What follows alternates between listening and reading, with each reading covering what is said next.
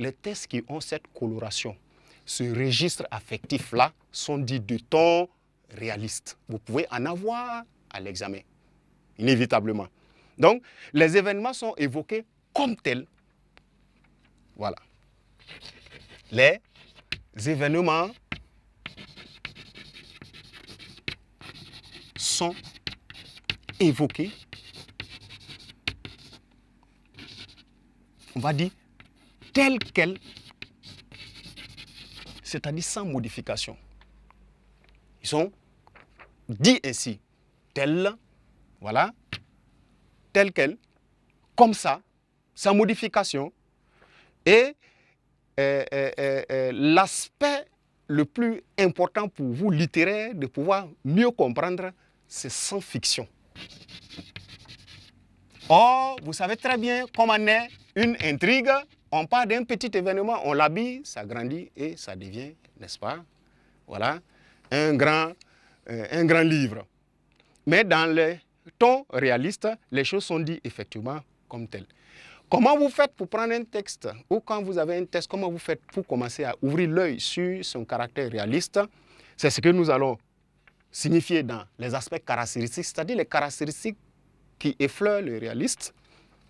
Je vais mettre en ce moment-là, caractéristiques.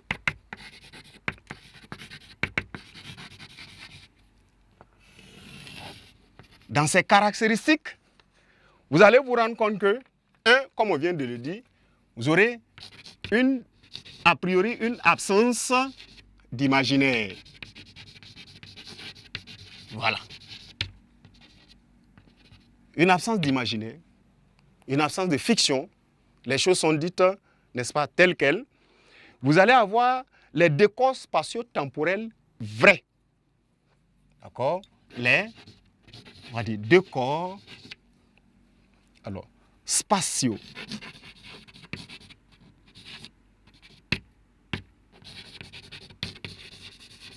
Temporels vrais. À l'université de Ouagadougou, mais vous savez qu'à l'université de Ouagadougou existe. Et tel qu'il dit, il ne parle pas des bâtiments, des infrastructures à l'université de Ouagadougou de façon pêle-mêle. Quand il vous dit où le restaurant universitaire est positionné, vous y arrivez. Et effectivement, c'était là-bas. Donc, les éléments, les constituants du décor spatial, vous avez spatiaux, les éléments du temps temporel sont justes. Les événements sont dits et dit dans les moments où ils ont eu lieu, dans les lieux où ils ont eu cours. D'accord? On n'invente pas, il n'y a pas de fiction. Les langages ou le langage,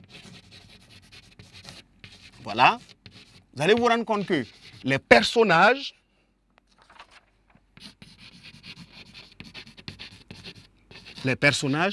les intrigues que ces personnages-là animent, les histoires qu'ils animent là, les intrigues,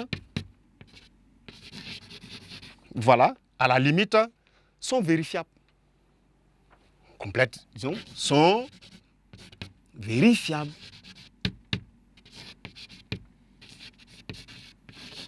Voilà. Donc, dans un texte littéraire, un ancien étudiant devenu écrivain qui décide de raconter une partie de sa vie d'étudiant où il y a un fait de grève qu'il va narrer, si vous fouillez bien dans l'histoire, si le texte est de ton réaliste, la première des choses à commencer à vérifier, tu vas te rendre compte que tout est correct. Il dira le nom de certains de ses camarades promotionnaires. Les personnages sont réels.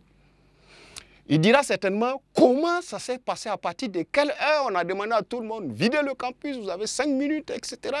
Et comment tout le monde courait, et puis bon, comment tout est fini, etc. Les intrigues sont vérifiables. Hein? Et vous allez retrouver qui marchait ici, qui courait dans quelle direction, etc. Tout est vérifiable. Le langage utilisé, effectivement, et les aspects spatio-temporels, c'était en juin, voilà, après la composition du premier semestre, etc. Un truc comme ça. Donc, le ton réaliste a cette caractéristique.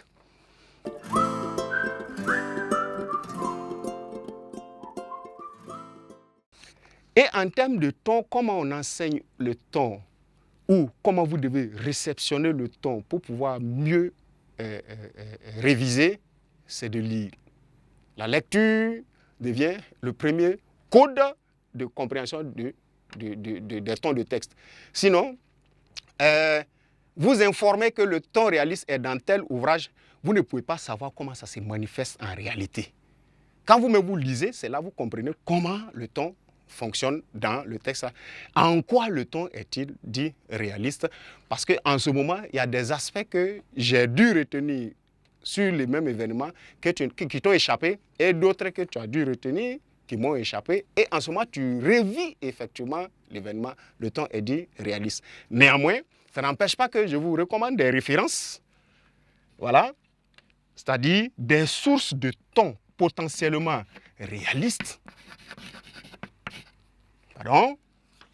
Je vais mettre plutôt référence, pas à nouveau le nom du dit-on. Référence. Voilà. Référence.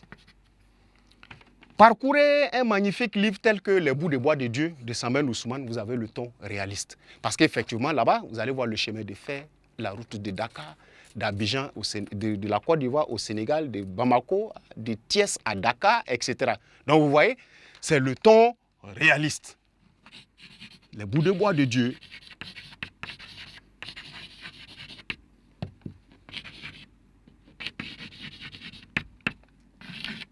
Samben.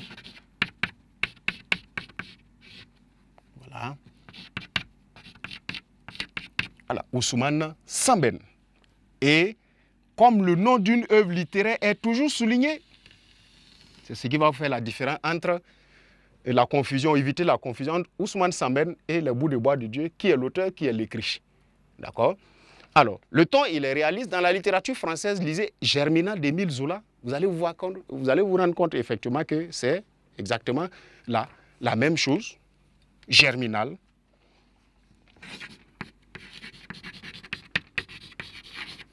Voilà. De l'auteur Émile Zola. Et dans une sorte de paradoxe, les deux ouvrages là traitent du même thème, la grève, voilà, les luttes des classes, les oppositions de la bourgeoisie, du prolétariat, ceux qui travaillent, ceux qui payent, bref. Vous allez vous rendre compte que, n'est-ce pas, ces deux ouvrages-là ont une sorte de parallèle de fonctionnement. Les décors sont réels, les misères, les descriptions des misères, les moments de joie, les moments de victoire, les moments de défaite, etc. Donc, chers apprenants, voilà comment se configure dans un premier temps le ton réaliste en lequel il faut voir d'abord le ton du vrai, le ton de la réalité, dans le sens du vraisemblable. On a beau dire du vrai, une œuvre littéraire a toujours une petite pincée de sel quelque part, mais le ton réaliste incarne véritablement, en tout cas 80-90%, voilà comment on va, d'accord, codifier, n'est-ce pas, la marge, le ratio, le pourcentage, 90% de réalité. Et dans ces caractéristiques, vous allez voir qu'il ne tient pas compte de l'imaginaire, de la fiction, de l'invention. Les faits sont réels, les personnages sont réels, les lieux sont réels, les écrits, ou disons les intrigues, l'histoire est quasi vérifiable dans l'histoire, de façon générale comme ça. Et pour, n'est-ce pas, vous y familiariser, en feuilletant Les bouts de bois de Dieu et Émile Zola, vous aurez, n'est-ce pas, en pratique, en manifestation pratique, le ton réaliste.